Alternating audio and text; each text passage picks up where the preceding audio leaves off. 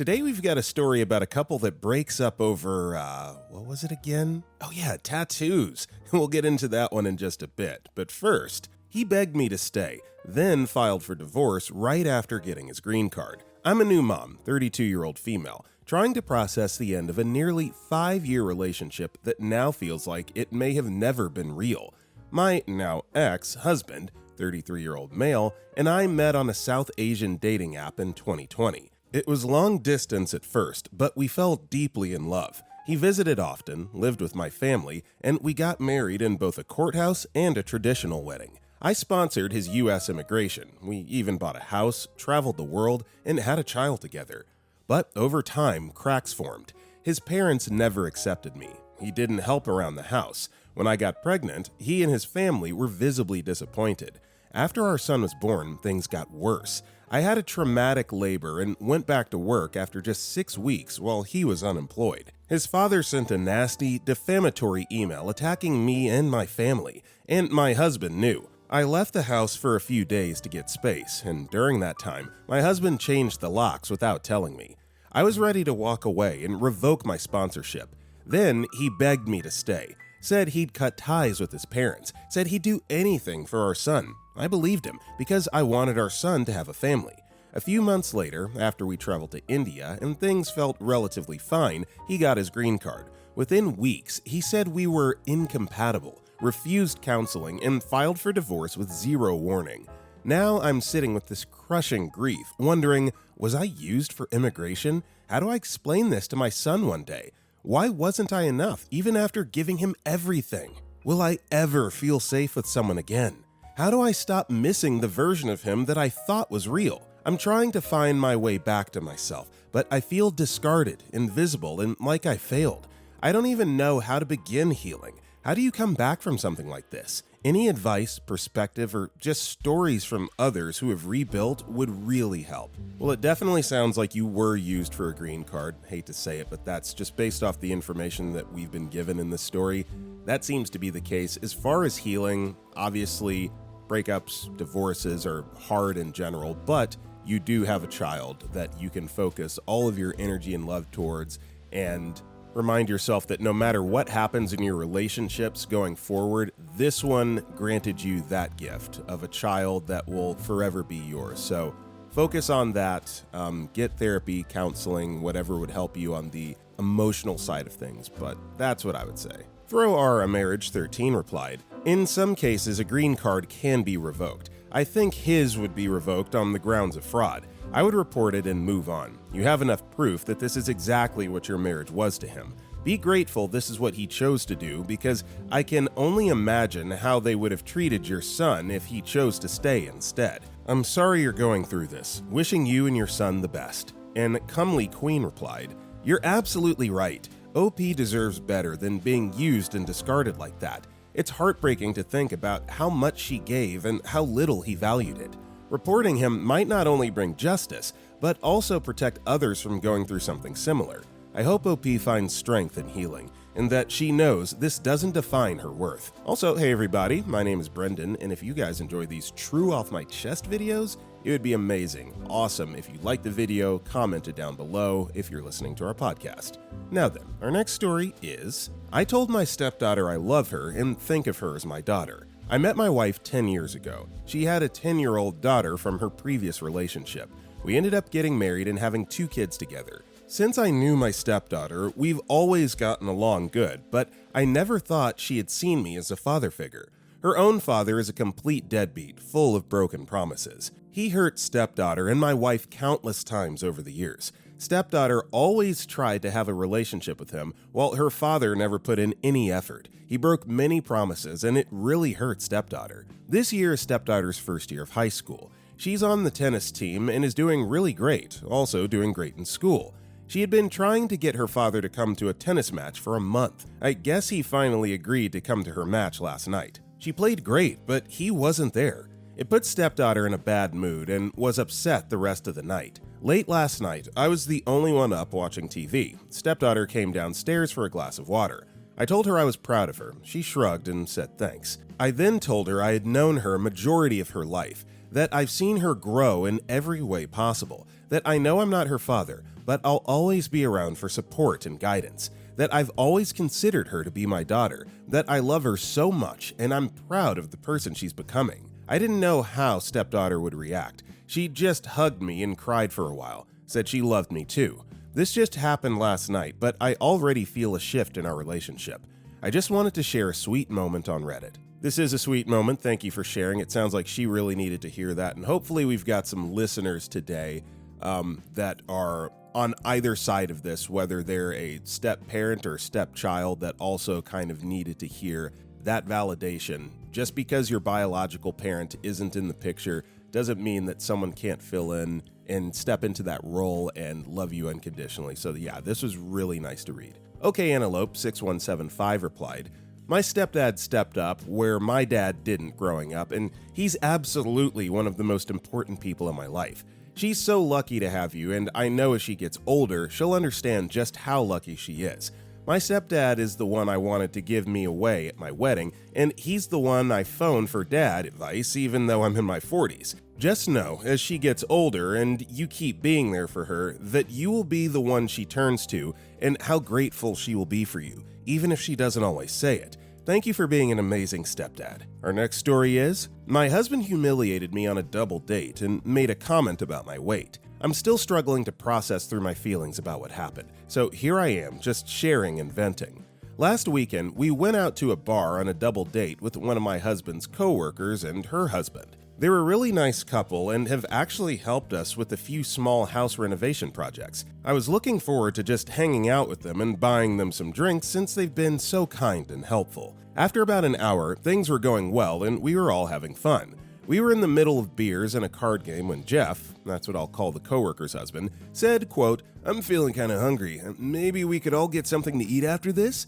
And the coworker, let's call her Sally, added a comment that was phrased kind of strange. She was excited and said to me, 'Yeah, do you guys like food? Do you like to eat?' I thought it was a funny way of asking, so I played into the joke and said, 'Oh God, no. Who likes to eat food? Can you imagine?' She cracked up. There was some more joking on that. Then Jeff looked at my husband and asked, 'What do you think? Does your wife like to eat?' Now, I know Jeff's comment can be perceived as not the greatest, but in the context, I understood he was playing into the joke about Sally asking a weird question and my sarcasm about who doesn't like to eat food. At this point, my husband could have responded in so many different ways. He could have said, 'Well, we love to try new places. Let's go somewhere to eat,' or 'I know I do,' just anything else. But what he did, he gave a face and a side glance at my body and said, 'Well,' it was the 'well' that says, 'Have you seen her? Clearly, you can tell by her weight that she loves to eat.' I am overweight and have really struggled with it. As soon as he said that, everyone at the table understood what he meant. He gasped like he was shocked he suggested it. His coworker gasped and said his name like, 'How could you say that?' But everyone was laughing as I was telling him, 'Wow, that's so awful.' Sally tried to help him out by saying, 'No, we totally set him up for that. It's our fault.' My husband was still laughing in embarrassment and saying, 'Oh my God, I didn't mean to say that. No, I didn't mean that.' My husband's the kind of person that loves making others laugh, and he clearly wasn't thinking that joke through. I was trying to hide it, how much it hurt me for the sake of company, but I was so humiliated. I finally excused myself to the bathroom, and I could hear them all talking about it as I walked away from the table. Sally was saying, 'I'm so sorry, I shouldn't have.' I went to the bathroom to cry because I never expected my husband to make a joke like that and comment on my weight so publicly, or to even make me the butt of a joke, especially since he knows I'm sensitive about my weight and don't feel that pretty because of it. I know sometimes couples and people can tease each other, but I don't think it's ever okay to tease someone about a topic they're sensitive about. You just don't do that. The point is to tease and poke, not stab someone where it hurts or where they have an open wound. I did my best to fake smile and get through the rest of the evening. I don't blame Sally or Jeff because it was 100% what my husband chose to say. Once we were alone, he apologized and said he knows how much he freaked up. I just didn't want to talk then because I was so hurt. So we went home and he gave me space. He's been apologizing since and slept on the couch a few nights. He bought me flowers and gave me a card that says I'm his queen, and he doesn't have any bad thoughts about me and can't live without me. I don't agree with him not having any bad thoughts about me because clearly he does. He hasn't tried to excuse his actions, which I appreciate. Just listen to my feelings and say he understands and he's just so sorry. Since he hasn't tried to argue against anything, it's clear he knows how deeply he freaked up and he's scared this is the end of our relationship. I'm just still so hurt and mortified and humiliated and don't really feel comfortable eating around him. Well, it really does seem like the husband is sincere here with his apology, and just one thing to consider, you guys were drinking when this happened, playing a card game, right? Things slip, people say and do stupid things when they're slightly under the influence or worse, and so not excusing the comment or the insinuation. I mean, I don't think he expressly said that like OP is overweight or anything like that, but clearly it triggered something in OP here that brought out a horrible sense of insecurity, and that's just really sad to read and hear about. So hopefully she can get some therapy and help to improve her view of herself and her self-worth. And, you know, it sounds like as far as the relationship, if she is willing to forgive, they'll be able to move past this because he really does seem like he's sorry. No one really knows. Zero commented, "Your husband really hurt you, but he took full responsibility, apologized sincerely, and is doing his best to comfort and show how much he truly cares about you. And it shows he values you and the relationship. But it also sounds like you're struggling with how you see yourself. If you're not loving or accepting your own body, it can be really hard to receive love from others, even when it's genuine. This isn't something to beat yourself up over, but it is something worth working on. You deserve to feel confident and whole in yourself. Seeking therapy or support could really help you explore these feelings and build a healthier relationship with yourself. Self-love is a journey, and you're worth taking that path." Squirrel Chaser 515 replied, "What a kind and empathic response. OP, this response is gold, and it also shows good people still exist in this world. I hope you overcome your struggles and doubts and can be a similar beacon of light in a sometimes dark world." Our next story is, "I laughed in my dad's face after my mom turned down his marriage proposal. Something important before starting is that I'm a 27-year-old male and my parents never married. My paternal grandfather married my grandma after she got pregnant with his first son, my dad. And when the second baby came, he found out it wasn't his, but couldn't divorce her because our family was extremely religious. Not anymore.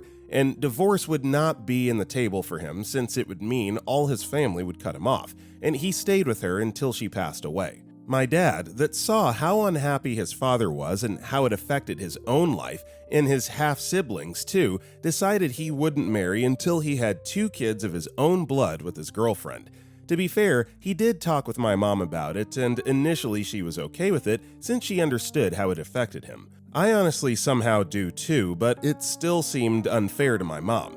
But as a kid, I didn't understand at the time, and as a teenager, I didn't feel in the right to butt in or say anything. Well, my parents had me and were happy, but there were no marriage plans yet, but it was fine. They just needed to have another child. So they tried for years and years and years, and now here we are. His only son, almost in his 30s, and they are still not married. My mom had fertility issues, but she wasn't infertile, and they attempted to get pregnant for many years despite the difficulties, but they never could. My mom suggested to go for adoption, but it didn't align with my dad's self-imposed rule of having 2 biological children with his partner to marry, so he declined.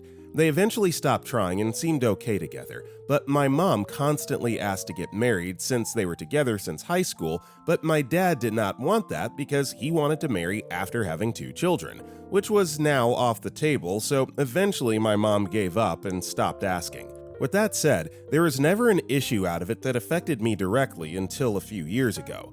See, as I'm an only child, my parents kind of expected me to give them grandchildren, and when my parents, or should I say my dad, decided to stop trying for another baby, they agreed that they would marry when I have my own child.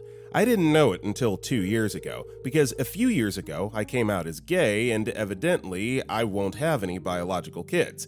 I don't discard the possibility of adoption, but it's not in my plans, and my dad wanted a bio-grandson. So, unintentionally, I destroyed that last hope of them helping raising my child to finally get married. Although I know it's not my fault, but my dad's ridiculous norm he had for himself, so I don't feel one bit guilty or any remorse. At this point, my mom doesn't even care about the marriage anymore. She's 58, and even before I revealed I was gay, she didn't think she would ever get married to my dad because of how much he seemed to have in his requirements to compromise. A few days ago, my parents, two of my aunts, my uncle, my dad's half-brother, and me were celebrating my mom's birthday, and she was having a nice time. She was smiling a lot, and we were giving her our gifts for her to open in the spot. When it was my dad's turn, it was one of the first gifts, she opened it and it was a small box. No, it wasn't a rings box. It was like the size of a necklace box, so it wasn't that obvious at the moment. And when she opened it, there was a paper that said, "Would you marry me?" She turned to my dad, who was getting on one knee, taking out an engagement ring out of his pocket and waiting for my mom's response, who was looking at him with a strange look. It almost made me laugh by how serious she was. She looked at him, then at my family, who were visibly more shocked than her. I was too, but I was kind of just staring blankly. So apparently, no one other than my dad knew about his proposal plans, and she just said, let's not spoil the moment right now. Let me open the rest of the gifts. My dad apparently was shocked by how indifferent my mom was and sat down without saying anything, while my mom went back to cheerfully open the rest of her gifts. And the rest of the family was also enthusiastic about it. Maybe a bit too excessively, but I guess it was to avoid thinking of the awkward moment that just happened. And after enjoying the meal, we all went to our homes. Well, that was 2 days ago, and today my dad asked me if he could come to my home, and I said yes. I thought he was going to vent about what happened at my mother's birthday, and I was totally right. He cried a bit, stating how he had planned to propose to my mom after thinking a lot about it, that he was now ready, and that he wanted to spend the rest of his life with her, that he couldn't believe he humiliated him like that in front of the family, and the whole time I had to keep my straight face. But it was so difficult because of my dad's nonsense until he said that last phrase, and I couldn't hold back anymore and started laughing my butt off. Obviously, he got mad and asked me why I was making fun of him. I don't hate my dad, but I was a little too mean to him and said a lot of stuff I didn't say as a teenager, and even as an adult because it wasn't my business how they handle their relationship. To summarize, I told him something like, "I don't know what you expected after leaving my mom waiting for almost 40 years for a proposal. You didn't need to wait for her to get pregnant again just because that old hag was a cheater. Or did you think my mom was a cheater too? If she was a cheater, why did you stay? If you knew she wasn't, what was the point of that stupid goal of having 2 children to prove she wasn't having an affair?" And I kept going off on him for like 40 minutes. He was so shocked I raised my voice to him since I've never done that to anyone. He stayed quiet during my whole rant, and when I finished, he just avoided looking at me and simply apologized. I gave him some coffee before he left so he would calm down and possibly talk to my mom. I think they will get married, but I was so annoyed that he decided to do it at the worst moment, in the worst place, and in front of everyone, and then complained he felt humiliated, as if my mom wasn't waiting for him for decades for him to not even consider marriage until they got old. Bruh, I just wanted to rant. I'm sorry for the long text. Yeah, I'm just gonna say it. This is weird. I mean, look, he had his reasons for not wanting to get married. Whatever you think about that, but it's like to keep her on the hook for 40 years and then just out of nowhere spontaneously pop off with a marriage proposal. Yeah, not sure what you expected there, buddy. I probably would have laughed too. The Yarn Goblin replied, "Imagine spending 40 years with someone before deciding to spend the rest of your life with them. What in the freak?" And Schlossberg posted, "The stupidest part is how they could have just said, yeah, we want to stay together for life, but we don't want to marry yet, and maybe change their mind later. But no, he just had to hold it like a carrot in front of her as if to keep her going? Like, what? Good on her for being like, no, I'm just happy being with you. I don't care about the marriage part anymore. Even though I'd personally not stay with a person acting that way for all their adult life." And OP replied to this, "This is exactly what bothers me the most. I never wanted to make fun of my dad or his trauma because my grandma not only was a cheater, but also an abuser. He would hit both my dad and my uncle. So even if his condition was a bit unreasonable, as I said, it wasn't in my hands and maybe it was his way to seek reassurance. But after he changed the condition to me having kids for them to get married was where I felt like he just wanted to find any excuse to just not marry my mom or to postpone it the longest he could. which is pretty freaked up, honestly. Our next story is, growing up as an iPad kid seriously freaked me up. Being an intense iPad kid growing up turned my brain into mush. It feels pretty nice being mindlessly addicted when you're 7 years old, but when you're 16 and still addicted, it's just sad as heck. I have a crippling addiction, which means I average 12 hours of screen time a day from using my laptop, phone, TV, and iPad. To get an idea, all those hours are spent being on TikTok, YouTube, Roblox, Minecraft, other video games, and every TV show and movie imaginable, Insta, Discord, all other social medias. As a kid, I was already very shy and reclusive. Then I got a hold of video games and YouTube on my parents' phone when I was 4, and I was obsessed. Then they gave me my own iPad when I was like 6, and it just spiraled from there. I was basically raised on the internet, and I spent unhealthy amounts of time on my iPad every single day of my childhood, never going outside. I spent hundreds of days where the only thing I'd do was scroll on my phone or iPad, and I've almost never went out of the house or my room for things besides school. Of course, it led to stuff like me finding out what porn and gore was at the age of 5. Me dicking around way too much on video games and just being consumed by the most brainless, mind-numbing content on the internet like a lifeless zombie. I became an awkward, insecure, and reclusive loser with terrible eyesight just from looking at screens for that long. Now I don't understand the most basic, mundane stuff, like how a bank account works, how to take the bus, how to clean your own clothes or cook, and how to talk to someone normally. I mean, the most basic skills you can think of. In fact, one of the most embarrassing things about me is that I have an American accent, even though I've lived my entire life in Australia. That's because I've spent so much time on the internet growing up. I've learned how to speak from American media rather than other people around me in real life. I'm lazy, incompetent, and unable to go outside because I'm scared and don't know how to do anything. I haven't mentally or physically grown since I was 11. I actually don't know how to think for myself. I realize the only way to learn and grow is to experience things yourself and make mistakes, but by not going outside. I didn't do any of that, so I never grew smart or grew thick skin, and now I feel like sobbing when someone slightly raises their voice at me. I struggle to form basic sentences or hold normal, short conversations with people, and I regularly cause an annoying amount of problems for everyone around me because I can't communicate. I need constant entertainment, 24/7, through screens or music or something playing in the background. My attention span is basically gone, and it leads me to fidget uncontrollably or zone out completely. I'm doing horrible in school. The way I live is so unhealthy and horrendous and full of nothing. I struggle to remember what my life has been because every day is the same thing. Entertain myself on my phone, alone inside my room, lying on my bed every single day. It's made me become embarrassingly incompetent and lazy, but because I'm incompetent, I don't know how to get out of this horrible, miserable routine. And because I'm lazy, even though I recognize my life is awful, I don't have enough motivation and drive in me to actually try and change something. I think I've given up. I'm too stupid to live. If anyone out there is a parent, I beg them, please don't let your child be like me. At the very least, make them do a sport or hobby and make them go outside regularly. Literally anything helps. Although I think the reason why my parents let me go on my iPad so much is because they're very addicted to their phones too. It's kind of depressing. Anyway, I literally can't see a future for myself where I somehow become a capable, functioning adult member of society.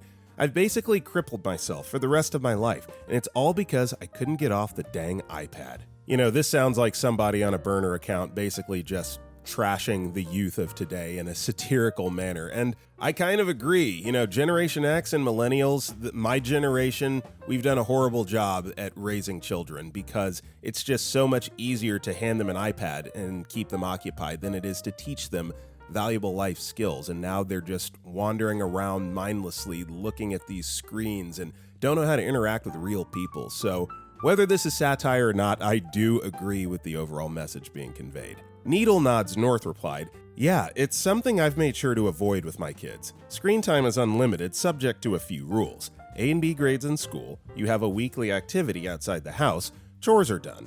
That, plus making sure they've done their own laundry since they could reach the buttons, and cooking either breakfast or dinner since they could reach the stove have helped. Some tips for your situation. Ask to help cook. Your parents should be more than happy to show you some basics to make it where they aren't cooking the whole time. Start with breakfast, as all of it is pretty easy.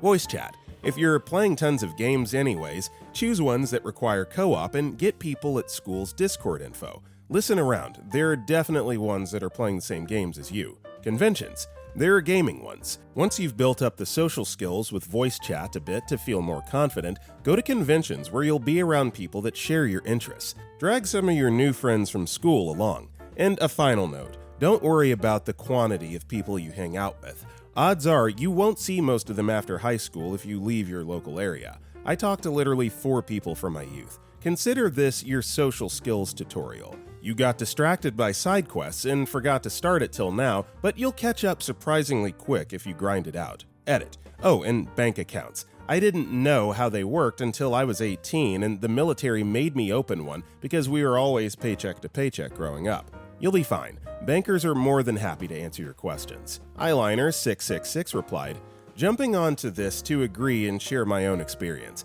I had a ton of friends in high school, and I basically stopped talking to all of them once we graduated. Over a decade later, I'm only friends with the 2 I considered my best friends.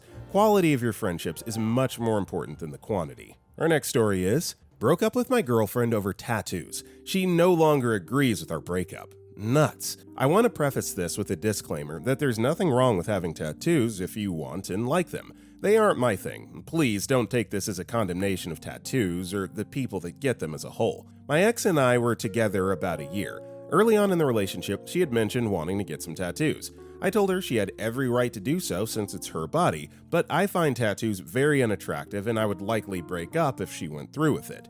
It became a small fight and she was cold and passive-aggressive about it for a few days, but eventually she said she understood and would not be getting the tattoos done. Fast forward to about 2 months ago, and she makes another attempt to get me on board with tattoos. I reiterate my stance and tell her again she can do it, but I won't stick around if she does. I went out of town to visit my cousin for a week and come back home to her with a partial sleeve done. Her arm was basically one big scab. I ask her what's going on, and she just nonchalantly says her and her best friend had talked and agreed I was being unreasonable, so she went ahead and used my time out of town to get it done so I wouldn't be around to be a buzzkill about it. She said she got as much as the guy was willing to do in one sitting inked, but once she was healed, she planned to get it extended. The tattoo was already a deal breaker for me, but the blatant disrespect and casual way she was implying my opinion didn't matter broke my feelings for her right there. We fought, and eventually she just told me to get the heck out and locked herself in the bathroom. Thank God she did this when she did, because I was close to not renewing my lease at my apartment and moving in with her. Packed my crap up and left while she crap-talked me to her best friend on the phone. Dropped her stuff off from my place the next day. She told me I was making a huge mistake and throwing a good thing away for petty reasons. I just handed her the bag and left. That was weeks ago. Didn't hear from her until today. She called me. Here's a very brief summary of the call. She goes, "Okay, the petty drama has run its course. You can move back in and move on, okay?" And I go, "No, we're broken up. It's over, permanently. I don't want to get back together." And she says, "We aren't getting back together. This was just a spat that got out of hand. You freaked out and left in a huff. I know you're just too proud to admit you're wrong, so we'll just call it even and you can come back." And I say, "No, I told you repeatedly that tattoos are a deal breaker. You did it anyway, and then disrespected me on top of that with the way you went about it. We're done. You can move on now. Find a guy that finds your new ink attractive because I find it repulsive and wouldn't be able to look at you or that arm again." Conversation goes in circles for a bit before I hang up. Then she tries sending me some nudes in an attempt to seduce me, but her body does nothing for me now and her sleeve was visible, which, even after it healed, was gross and unflattering. Told her I deleted them and to leave me alone. Blocked. She then messaged me on a snap saying she never agreed to a breakup and I owed her a conversation face to face if I wanted to end things. Blocked again. I know it's bad form to be a guy calling his ex crazy, but this girl is nuts. Akimbo Slice 1 replied, "I'm not much of a tattoo person either and wouldn't really be into it. That being said, I'm thinking you guys really didn't have as much in common as you initially thought.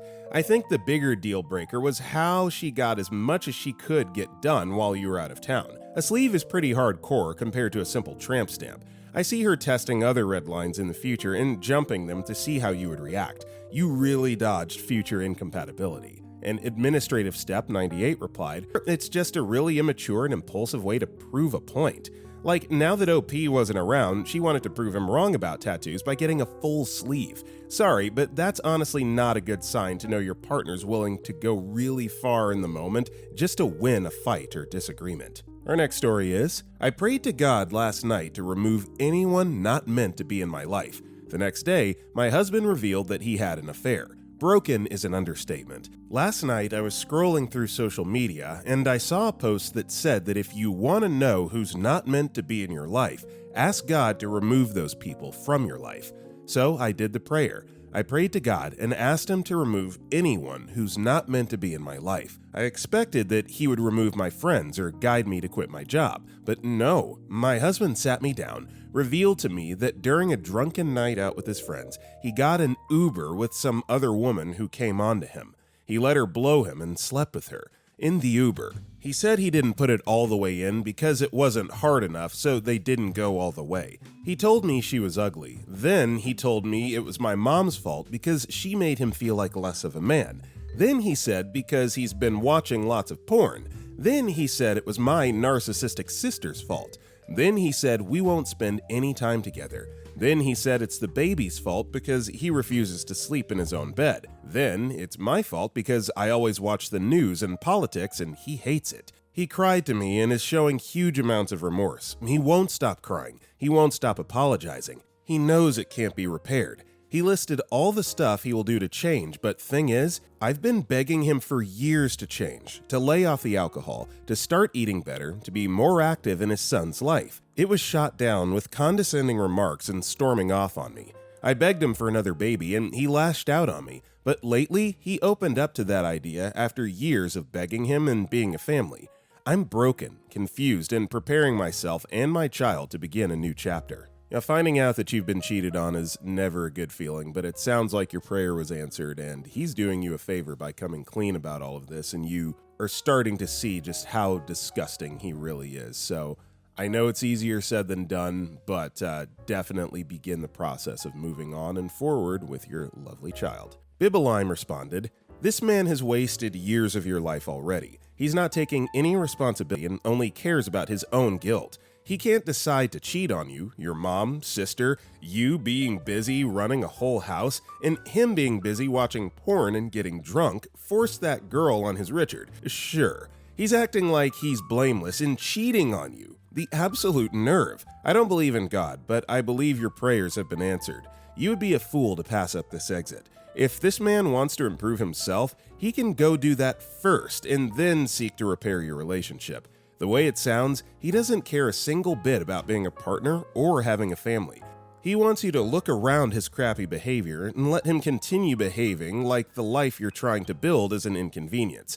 All he seems to do is malign your future. Cut him loose. You even invoked a deity. What else do you need?" Our next story is, "I threw a large spider at small children and I feel awful. I was cleaning my entire house the other day because depression is a bench that turns my home into a hovel. As I was sweeping the bathroom, a big spider came scurrying out from behind the toilet. I screamed and ran away. It was instinct, and I'm glad nobody was around to witness my cowardice. I really don't like killing things, especially big things like that might take multiple hits and/or leave a mess. So I grabbed a cup and an envelope and scooped it up, trying not to panic as I scampered towards the door to chuck it out. I live in an apartment with only one neighbor directly across the hall. They have a bunch of kids who are all off this week for spring break. As I opened my front door, there were two strange kids, probably between 5 to 8, waiting for their friends to come out of the neighbor's apartment. My dog is a giant doofus who followed me to the door and saw new friends, so he immediately tried shoving past me. He would have probably tackled the kids, then I would have had to take off running after him. I couldn't hold the spider cup and grab my dog at the same time. I picked the dog. I didn't just drop the cup. Unfortunately, while trying to grab the dog, the spider got launched out of my hands and directly at the smaller child, who immediately started screaming, which made his sister start screaming and smacking at him to try and get the spider.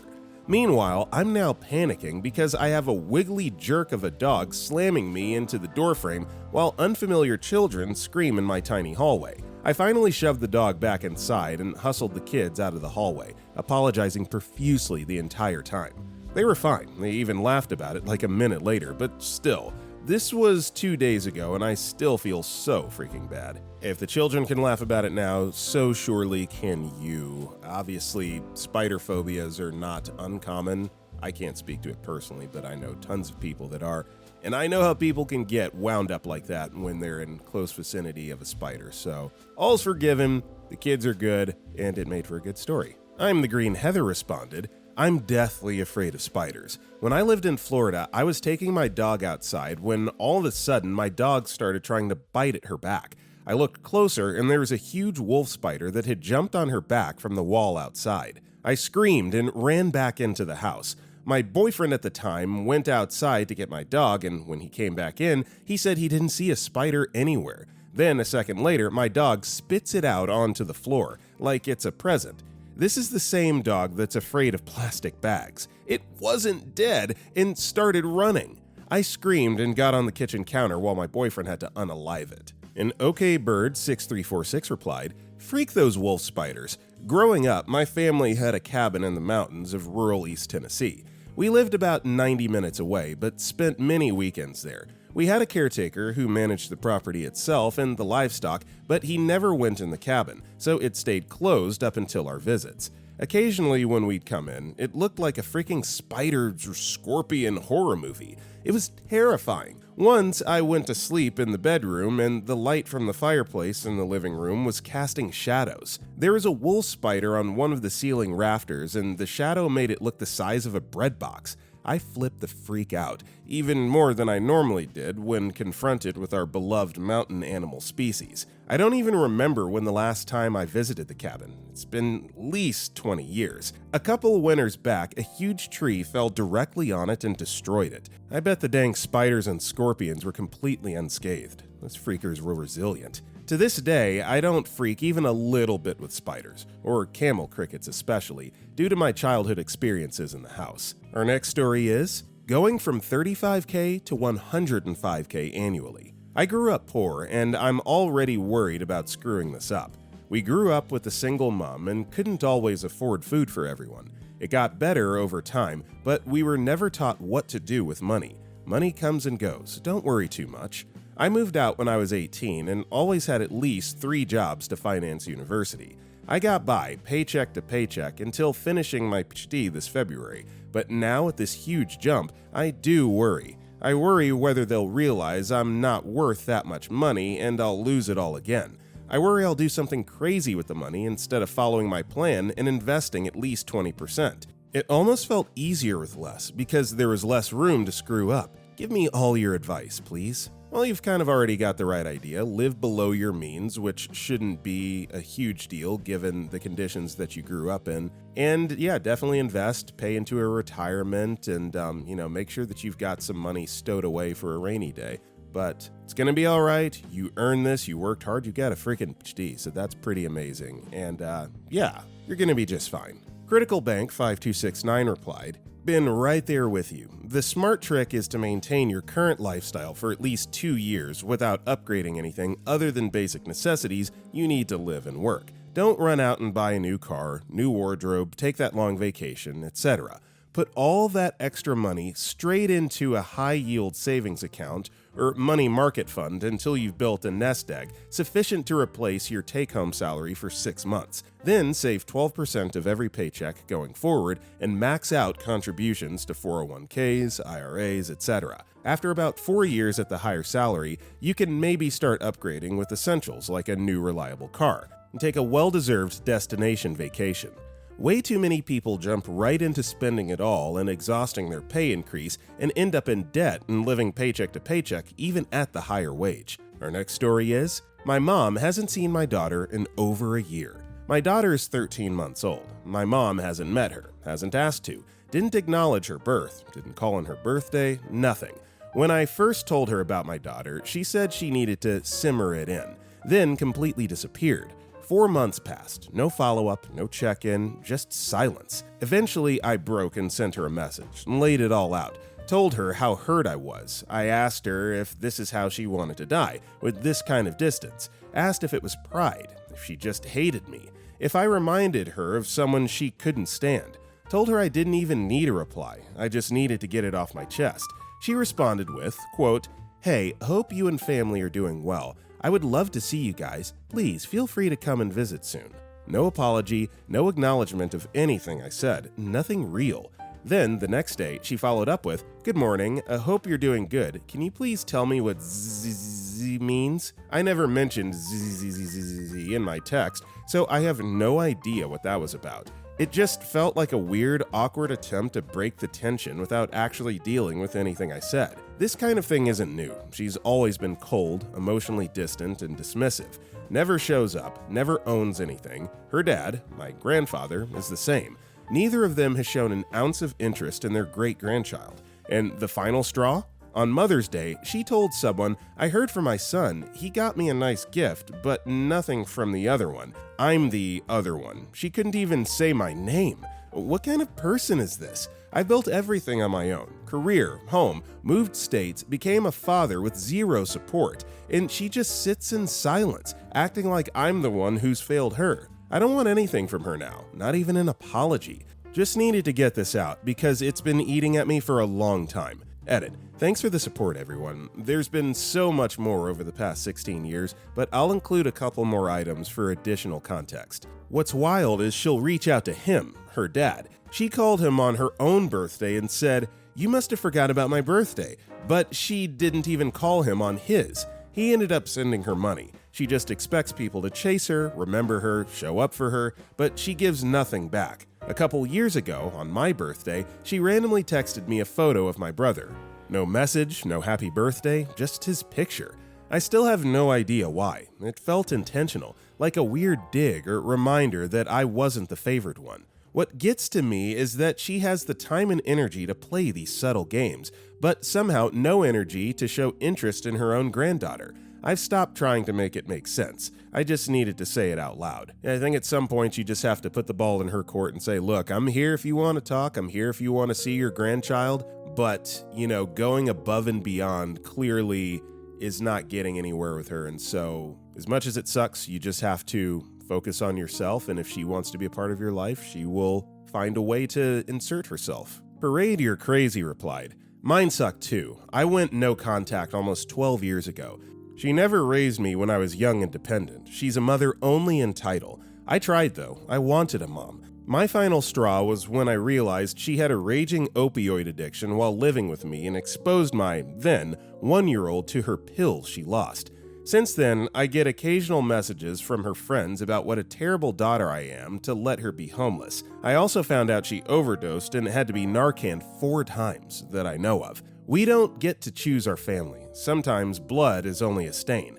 I tell everyone to find your own family. People who will love you, cherish you, root for you, and support you. Sometimes that sucks too, but at least you're in control of it." Our next story is, "I live in fear that my boyfriend will propose. I'm a 23-year-old female, and my boyfriend's a 24-year-old male. We've been together since high school, living together for 2 years. We grew up in, and still live in, southern small-town USA.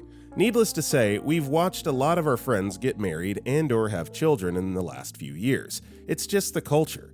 My life is nothing that I wanted it to be. I graduated in 2020. That sucked. Ditched university plans. Paying to do virtual school in my dorm seemed ridiculous, and went to community college. Got my associates and decided to take a semester off to rethink my major.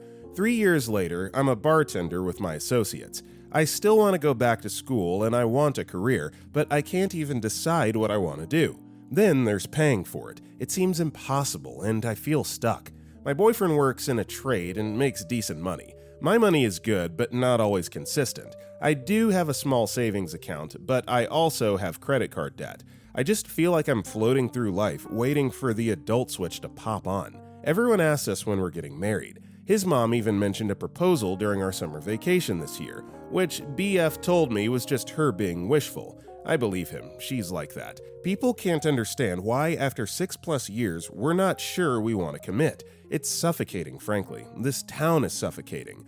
I'm not anywhere near the woman I want to be when I walk down the aisle. Financially stable, mature, and ready. I feel more like my high school self than I do that woman. Not to mention that neither of our parents can afford a wedding, so we'd be footing the bill. We can barely afford Chili's. My boyfriend shares this sentiment, but I fear that the pressure will get to him soon. I know some might say it's not about this stuff, it's about love, but I disagree. We love each other plenty right now as a couple who lives together. I don't see a point in making myself a wife before I'm ready. I've talked to him about this, but you can only express it so much without sounding non-committal.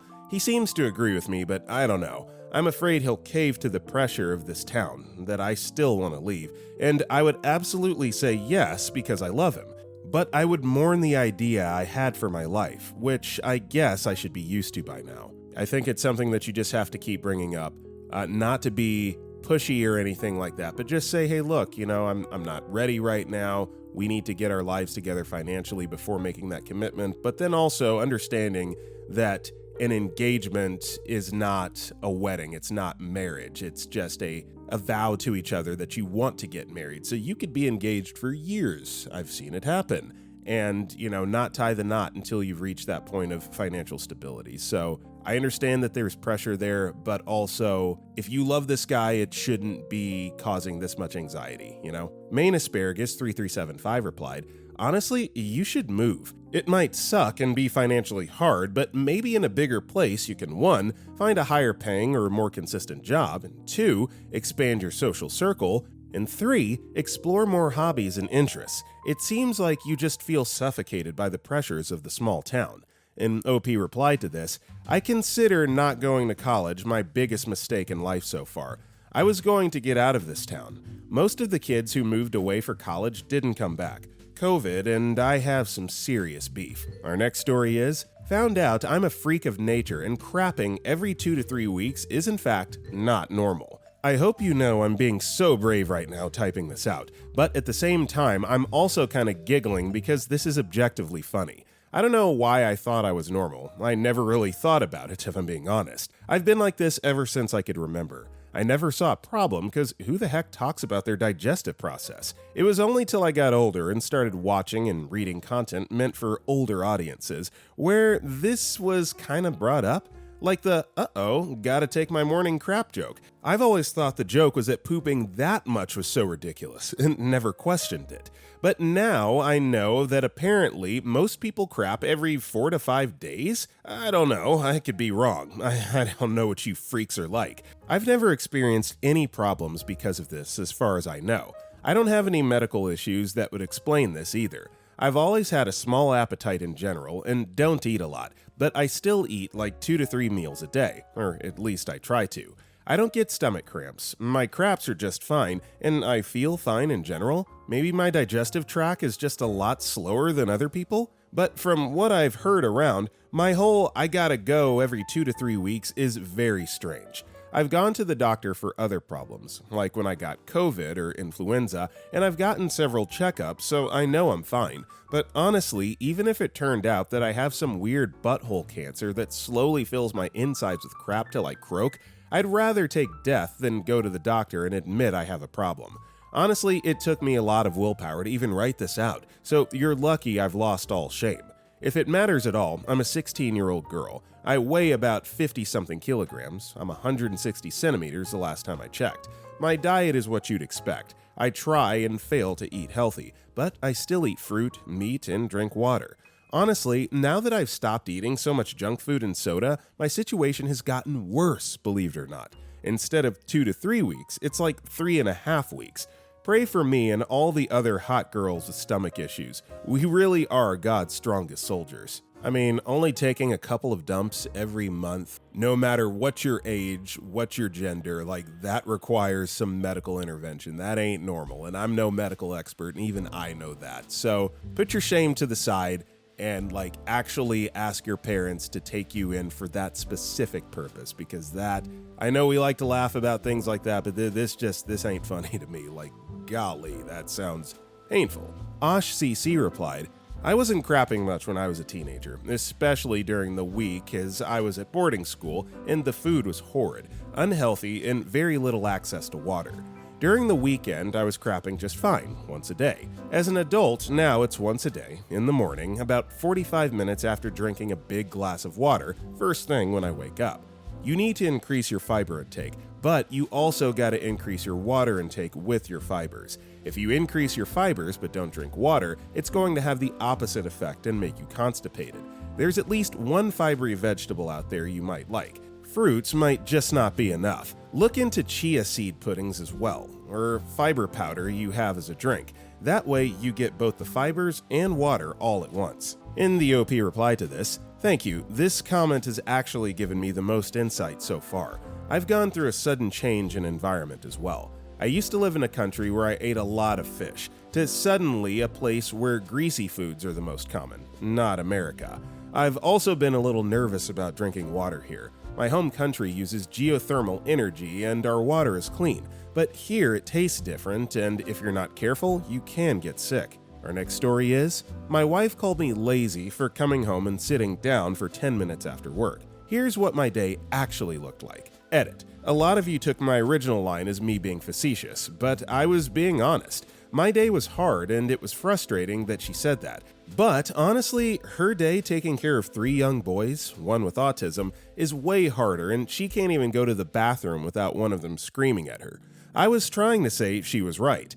Left the house at 6:45 a.m., drove a total of 160 miles, hit 23 different shops across 3 counties, almost all cold calls, got flat out rejected at 15 of those stops, walked over 8 miles total, got chewed out by a mechanic because he read the part number wrong when he called me to order a fitting last week, crawled under a dump truck to help a guy identify the correct hose for a blown hydraulic line while wearing Dockers, skipped lunch, again, took 37 phone calls, dodged 2 near accidents from distracted drivers, got stuck in traffic for an hour and 45 minutes on the way home, walked through the front door, set my stuff down, and sat on the couch for 10 minutes, had my youngest on my lap playing peekaboo and reading stories the whole time until he toddled away to find a ball. She looked down at me from upstairs and said, "Must be nice, I've been home with the kids all day." I didn't say a word, I just got back up. She definitely has the harder job, and she does freaking excellent at it. I need to be a better husband and make sure she's getting the support she needs. Also, I need to be better in letting her know that I see how hard she works and appreciate her for it. How was y'all's day? Okay, this does seem very facetious, very sarcastic, even though you're probably right. Staying at home mom is still very much a job, so let's not look down on that, turn our nose up to that at all. But if you're serious and not being facetious here, I think you just need to tell her exactly what you've just shared with Reddit, that you know how hard of a job it is and that you appreciate what she's doing. Romeo92 replied, "Today, my wife and I were talking about this exact thing, and I said, no one is happy today except our kids and our employer. Took us both by surprise to look at it that way. It's a raw deal. You did good by getting on with it. When you lay your head down, you can say you did your job for the day, and maybe promise yourself to at least take lunch tomorrow. You got this." Our next story is, "My fiancé got upset with me when I set a boundary about religion. Let me start this off by saying I believe all the different religions that people follow. I don't disagree with any of them, I just don't follow any of them. So my fiancé sent me a picture about God already made a path, he's just waiting on the person that he made the path for. I've had some hard times and minor religion trauma, which he knows and is aware of.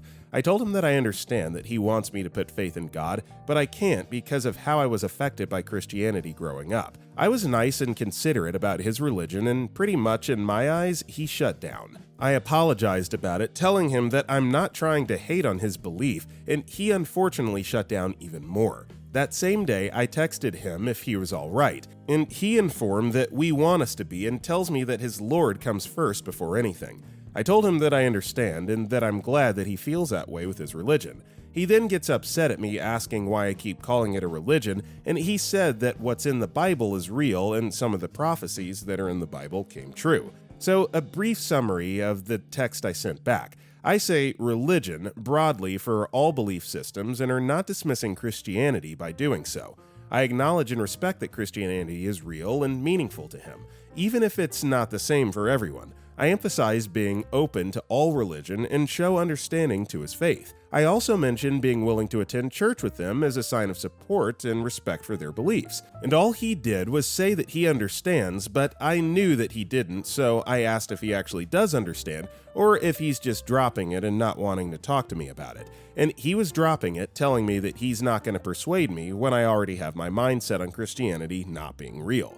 Nowhere did I say it wasn't real to me. I believe all religions are real. I followed the Bible until I hit high school and just grew distance due to my past history with the church. This morning, he tells me that I'm heading down the wrong path and that I'll only have heartbreak and fake happiness, telling me he wants the best for me and that all I have to do is get the positive, is just believe in God and His Word. So I just shut down and responded back telling him that I will. He responded back saying that he hoped so and he wants to be there for me. All I responded was, okay. I'm just crushed and hurting emotionally. All I wanted was to set a small boundary between our relationship and religion, and it went downhill to where I had to back out and pretty much in my eyes get forced into a religion I didn't want to go back in. I think that you've gone above and beyond, done anything that can be expected of a significant other in your situation. You shouldn't have to change yourself for anyone, so if you're feeling like you're having to conform just to make him happy, that's a huge red flag, a massive sign that this relationship is not meant to be. So if you don't want to convert and fall into his religious ways, obviously he's not going to change. So I think that, this is a sign that maybe you need to look elsewhere. Written Water responded, "Oof, you two are not compatible, and it's a good thing you found out before you married him. He sounds very devout, and I don't think people like us understand religious devotion except intellectually. For him, though, it's part of his identity. If he's a biblical literalist, it shapes his entire worldview. This is not like he's a Cowboys fan and you're an Eagles fan. He isn't going to be able to separate his religion from any part of his life. Any rejection of it, no matter how minor, is going to feel to him like a rejection of him. What are you going to do if you have kids? I really doubt he'll let them be raised outside the church if he genuinely believes they're going to go on to an actual, literal heck if they are. No matter what he says, he's unlikely to stop trying to convert you. Also, I don't know how long you've known each other and how long you've been engaged, but there apparently is a thing where fundamentalist evangelical Christians will marry non-Christians for the specific purpose of converting them, which seems crazy as freak to me. And also, I thought it was mostly women who were sent out to do that, but it's something to keep in mind. Our next story is, I took a DNA test for fun and found out my dad isn't my dad. Now my family's imploding. I, 27-year-old male, thought those at-home DNA tests were just a goofy way to learn about your ancestry, like finding out you're 2% Viking or whatever. So last month, I ordered one on a whim, swabbed my cheek, and sent it off. When the results came back, I was expecting some fun trivia to share at family dinner. Instead, I got a bombshell that's torn my life apart. The test showed I have zero genetic match to my dad. Zero. The guy who raised me, taught me how to ride a bike, and cheered at every soccer game isn't my biological father.